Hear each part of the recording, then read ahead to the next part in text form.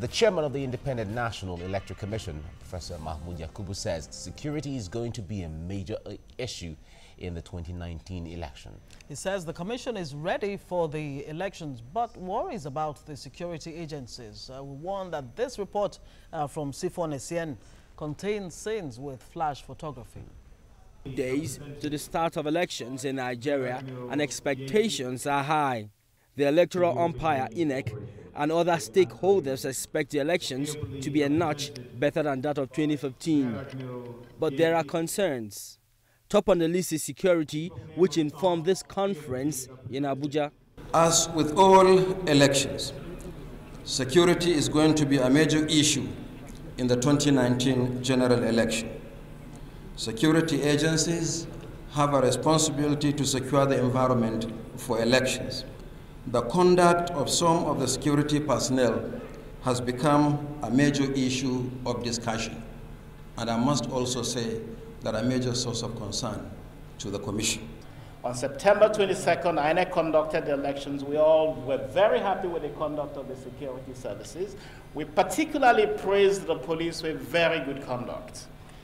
Subsequently, we did have a rerun in just 7 polling units. And you would think you were talking of a different police service a few days after the conduct of the police with respect to the elections, which is a really sad situation going into 2019. The current fragile security situation in the country should be a source of concern for all Nigerians.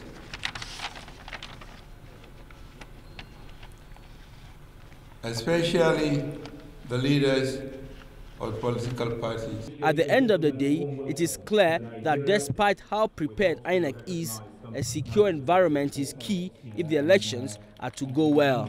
Sifon Essien, TVC News, Abuja. Okay, here are some states that have been identified as flashpoints for election violence in 2019. Akwa Ibom, Rivers, Delta, Imo, Ogun, Kwara, Sokoto, Kano, and Kaduna states have been identified as, states to watch out for yeah. As far as election violence is concerned. Now, Executive Director, Committee for the Protection of People's Mandate, Nelson Ekujumi, is here with us in the studio.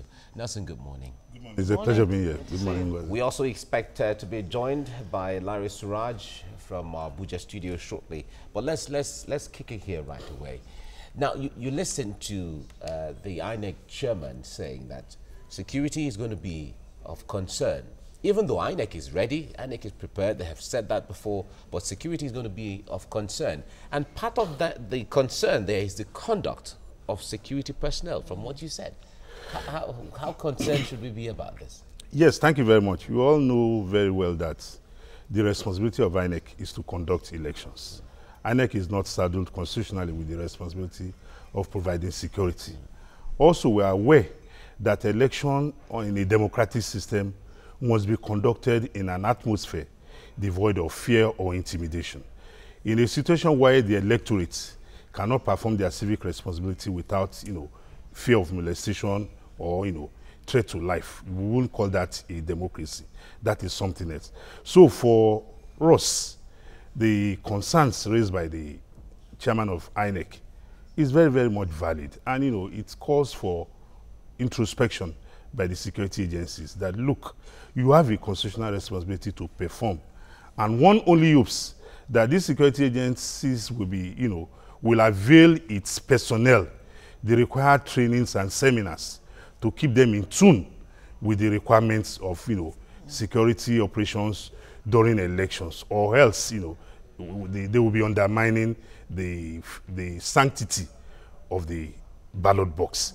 So raising that concern is one that one will expect that the relevant security agencies should step up their game now, because they made mention of some of their officers, because I must confess that the deployment of security personnel in about 2 elections now were done in a professional manner, such that unlike in the past where you have avalanche of security personnel scattered all over the state, even though there were elections in states in which you will feel that the state was under siege.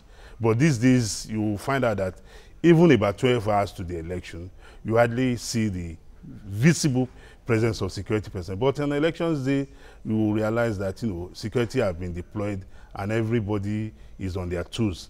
But these concerns that they have raised, I think the security agencies should not see it as an indictment. Rather, they should see it as a call to service, a wake-up call.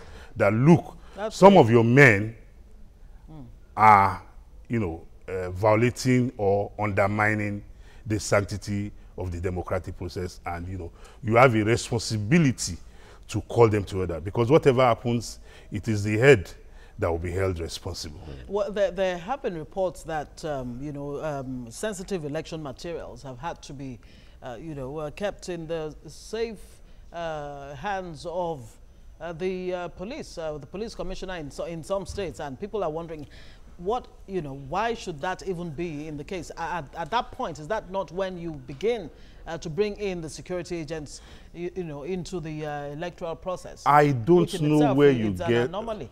That is a report that will, I mean, of course. Well, Ngozi, I've monitored the elections, yes, and with the verifiable information we all know and we have is that election materials, sensitive election materials, are deposited at the central bank of each state, and about 48 hours to election, those sensitive materials are taken from the central bank in the view of the party agents as well as security agencies as well as the media. We have all witnessed this time and time and time again. So if anybody is saying election materials are deposited with the commissioners of police, I don't think that is true. It's observers like yourself that actually raised those concerns. You but want of course, to ask. It's something that should be investigated. And yes, you want to just wave it off. But let's even look at the Electoral Act that empowers INEC to actually deploy the security personnel for elections, and of course responsibility for assigning them to determine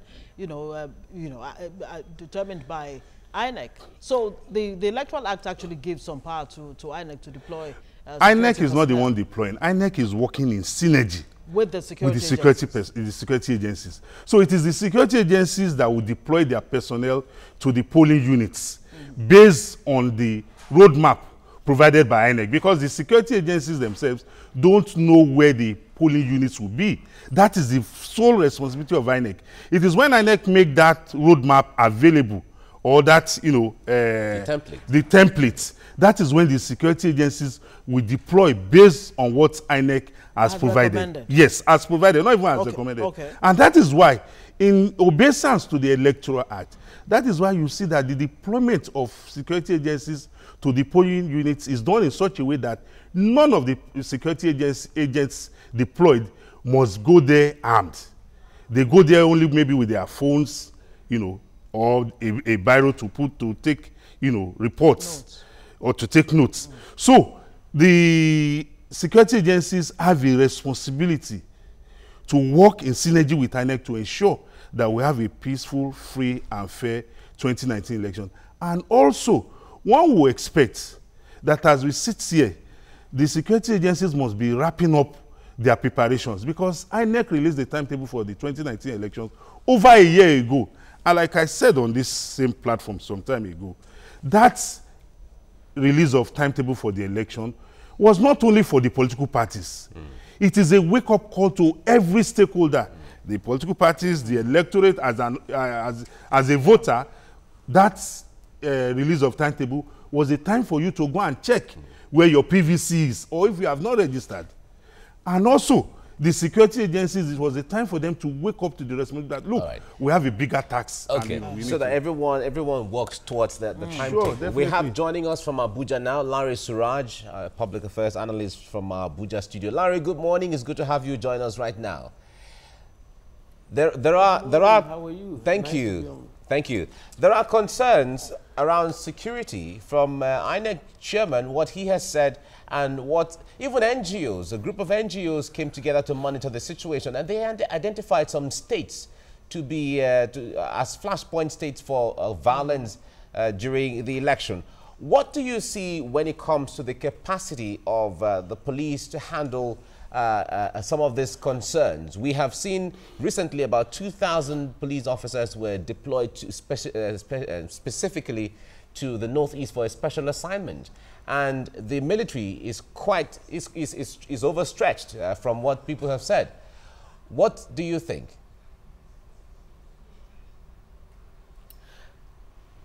Well, I think it is actually now a kind of a challenging situation that we are having difficulties in dealing with it. And it is rather unfortunate that we get to realize how sometimes very intractable these problems will be because we don't actually prepare for many of these situations on time, and we only get ready to address the challenges days to the elections or weeks to the elections, and immediately after elections we forget about the problems and also about finding solutions to them, and that is why it becomes reoccurrence for us dealing with the challenges of security during election.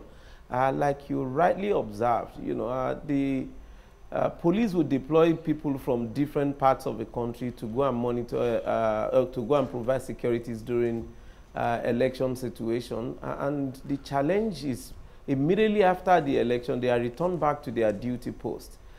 For you to prosecute those even arrested by the police officer who arrested must be part of the prosecution witness. And the resources to bring the police officer from wherever he is to conduct the trial and prosecution of electoral offenders becomes a major challenge, and that ultimately becomes an impediment to successful prosecution of people who are involved in electoral violence.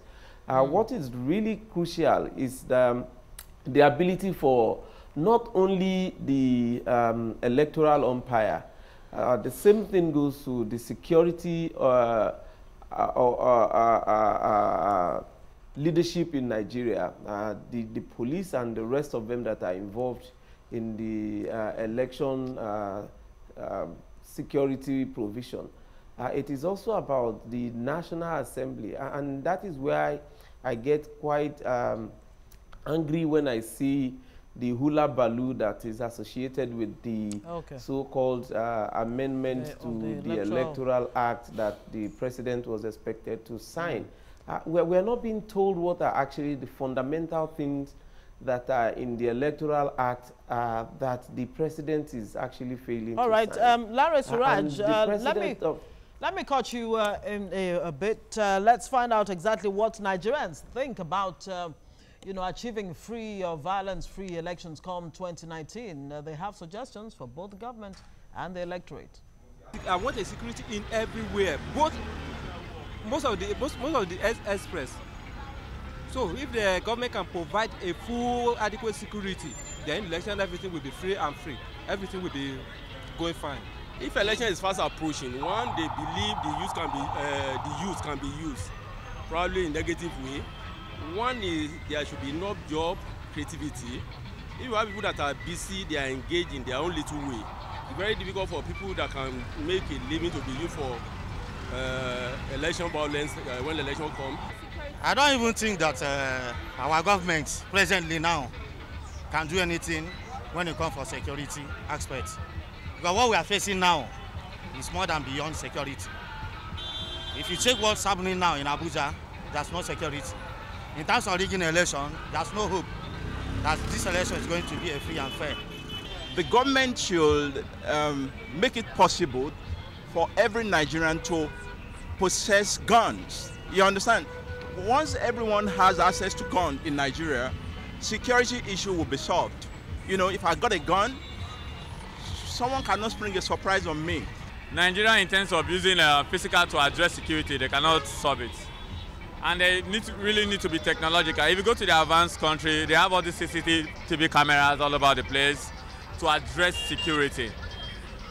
Even in terms of security, they are not able to fight the thugs out of the streets because they are doing vote buying, equipping them with more money, and you see that even the security that is attached to secure an environment are supporting those people that are doing vote buying and the rest. And the system of our voting here is archaic. In abroad, you can be in your room and vote. I don't know why we cannot do that kind of system. All right. When you listen to Nigerians air their minds, the other person is saying you should legalize weapons. Everyone should have. How dangerous would that be for a society like Nigeria? Nelson? Very, very dangerous. You see, the greatest solution to our security concerns with regards to election is the people. We need to engage in a lot of education and sensitization on what election connotes for the people. The moment we are able to do that and the people buy into that, education, we will have less security concern. You recollect that there were some areas in the 2015 general elections, even where they said some boys came around and they wanted, to snatch the ballot box. And the women there resisted and told them, you can't take any box here. So the people themselves are the greatest security we need. If we have enough sensitization and education, even the youths themselves will realize that they are jeopardizing their own future. And that's the point. Yes. If that's sensitization and enlightenment, is it even going on at all? It's a responsibility that we all owe ourselves as citizens, as institutions. Be it the church, be the mosque, be the market association and what have you. Because we don't understand the reason why we are voting. Ordinarily, we must understand that even the security man that is deployed to provide security, you go to a polling station where you have over 1,000 voters. What can 4 or 5 security men do to contain? Larry, let me come to you on this. When it comes to the issue of enlightenment, someone would say that the more enlightenment one has, the less likely the person to be involved in all of this. But do you think that enough enlightenment is being carried out amongst Nigerians, amongst voters and party members? No, I partly agree with the need for both enlightenment, sensitization, education, and reorientation. But there's a limit to how much, harmless citizens would be able to repel people who are fully harmed. Those who go to the polling unit to snatch ballot boxes don't go there with empty hands. They are fully harmed many times, and it is quite challenging that you get to read and that you can connect with the election. Illegal harms that were imported into the country. Those are things that the security and intelligence network of the country should actually have worked extensively upon to curb to a very large extent. Many parents and families would not just allow their wards and children to go and be fighting for politicians who they see once in 4 years, and that is only during election, and after election they forget about them. So they tell you even now, you just don't even, it's not worth it dying for the country. So we have actually a whole gamut of challenges that needs to be dealt with. Yeah, and the question we're trying to pose... One of the good things we're seeing is that the electoral system... Larry Suraj, sorry to cut you there. What we need to identify now is, I mean, the National Security Advisor, the Office of the NSA has been trying to provide some kind of platform, for the security agencies to prefer ways to prevent violence and, insecurity in 2019. Ensuring professionalism and, of course, neutrality. How can this really be achieved? No, I think, yeah, I mean, it's something to start with, but it's extremely actually too late. I mean, there's no serious country or institution that will be talking about providing platform for security in an election in just less than 3 months to such an election. That begs actually the question, and also it shows the lack of understanding of what are the issues. And that was what I started with. These are things that were supposed to have started as a country immediately after the last election. Such that by now we would have test run most of all those initiatives and then also address some of the challenges that are associated with them. It wouldn't be on the days of election that you will now be experiencing unexpected or anticipated, failure of such platform. But most importantly at this critical stage is that every Nigerian needs to understand that the challenge associated with the insecurity during election erodes the basic principle and tenets of democracy and also our electoral process. And ultimately, we won't have genuine and decent people vying for offices, and the only people that would vie for offices and also even win election will be those with criminal background and associated with criminal people who can afford to foist themselves on citizens, on the citizens without having their votes. Okay. Larry Suraj, we thank you very much for talking to us on this. Now, Nelson, before we go finally, one of those who spoke earlier on talked about the issue of deployment of technology. Now, that brings us to the issue of intelligence ahead, you know, that to be even more proactive and all of that. Speaking of which, former President Olusegun Obasanjo and some ex-African leaders, John Mahama and the rest of them, actually had a meeting to look at how ICT can be a positive you know, intervention in the electoral process. Well, it's a good development. You know, that is what happens in other climes. And if something is being deployed and, you know, it enhances the process, why shouldn't we also toe the same line? Because we want to be on the same page with the rest of the world. So for us, I think it is important that in putting in place that IT, we also need the necessary infrastructure to back it up. You talk about electricity. Power, which is very, very key. All right. So it's a good one.